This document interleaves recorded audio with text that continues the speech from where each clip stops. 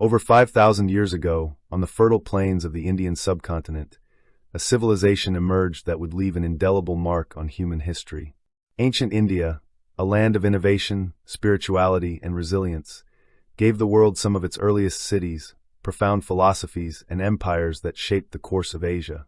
From the enigmatic ruins of the Indus Valley to the towering legacy of the Mauryan Empire, this is the entire history of ancient India, a story of brilliance, mystery, and transformation. Let's begin at the dawn of this journey, around 3,300 BCE, in the northwest of modern-day India and Pakistan. Here, along the banks of the Indus River, one of the world's first urban civilizations took root. Known as the Indus Valley Civilization, or Harappan civilization, it was a marvel of its time. Imagine sprawling cities like Harappa and Mohenjo-daro, home to tens of thousands of people. These weren't just settlements, they were meticulously planned urban centers. Streets laid out in perfect grids, houses built with standardized baked bricks, and an advanced drainage system that rivaled anything in the ancient world. Picture a bustling marketplace where traders exchanged goods, cotton, beads, pottery, some traveling as far as Mesopotamia, over 2,000 miles away. What's astonishing is their sophistication. Archaeologists have uncovered public baths, like the Great Bath of Mohenjo-daro, suggesting a society that valued cleanliness and perhaps even ritual purity.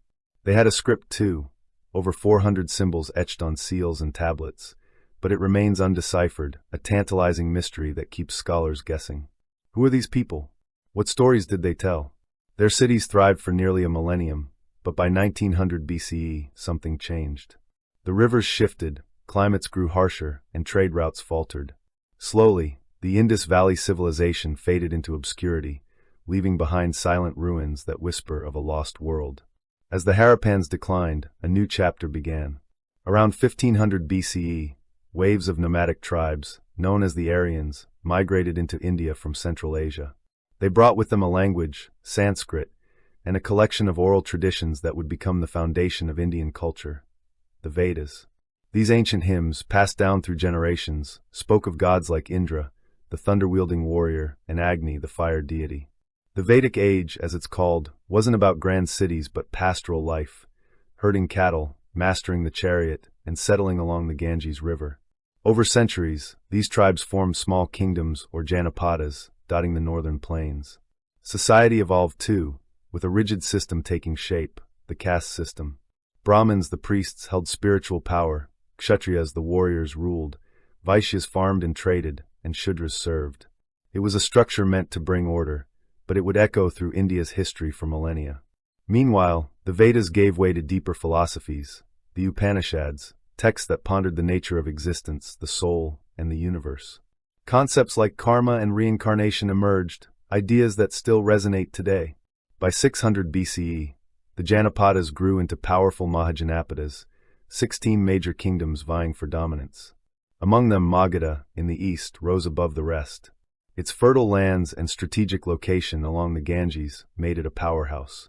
Enter the Haryanka dynasty, whose kings, like Bimbisara, expanded Magadha through conquest and diplomacy. Bimbisara was no ordinary ruler. He built roads, fostered trade, and even met two men who would change the world, Gautama Buddha and Mahavira, founders of Buddhism and Jainism. Their teachings of nonviolence and liberation challenged the Vedic order, planting seeds for a spiritual revolution. But Magadha's true ascent came with the Nanda dynasty in the 4th century BCE. They amassed wealth and a massive army, some say over 200,000 soldiers. Yet, their rule was harsh and the people grew restless. That unrest set the stage for a young man named Chandragupta Maurya. Born around 340 BCE, possibly of humble origins, Chandragupta was a visionary. Guided by his brilliant advisor, Chanakya, a master of strategy, he overthrew the Nandas in 321 BCE. What followed was the birth of India's first great empire, the Mauryan Empire. Chandragupta didn't stop at Magadha. With Chanakya's counsel, laid out in the Arthashastra, a treatise on governance and war, he swept across northern India, from the Indus to the Bay of Bengal. His empire stretched over 1 million square miles, uniting diverse peoples under one rule. He built a capital at Pataliputra, a city of wooden palaces and bustling markets, described by Greek visitors as a wonder of the East. But his greatest test came in 305 BCE, when Seleucus, a general of Alexander the Great, marched toward India. After a fierce standoff, they struck a deal. Seleucus ceded vast territories for 500 war elephants, and Chandragupta secured his western borders. After decades of conquest, Chandragupta stepped down, reportedly becoming a Jain monk, passing the throne to his son Bindusara. Bindusara expanded south, but it was his son, Ashoka, who would elevate the Mauryan Empire to legendary status. Ashoka began as a warrior king, ruthless and ambitious. In 261 BCE, he launched a brutal campaign against Kalinga, a kingdom on India's east coast. The war was a victory, but at a horrific cost. Over 100,000 died, and Ashoka, standing amid the carnage, was struck by remorse. That moment changed him, and India forever. Ashoka embraced Buddhism, vowing to rule with compassion. He inscribed edicts on pillars and rocks across his empire, promoting peace, tolerance, and ethical governance. Imagine those towering pillars, carved with messages in multiple languages, standing as testaments to his vision. He built roads, hospitals, and schools, and sent missionaries to spread Buddhism as far as Sri Lanka and Greece. Under Ashoka, the Mauryan Empire reached its zenith, a golden age of art, science, and unity. Yet, empires, like all things, fade.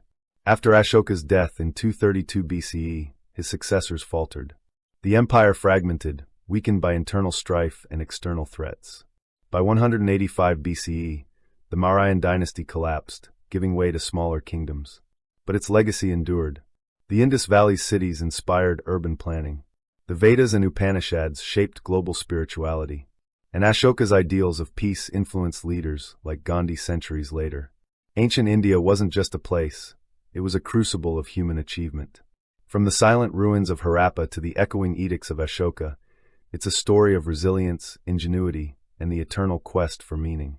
A civilization that rose, flourished, and left lessons for us all.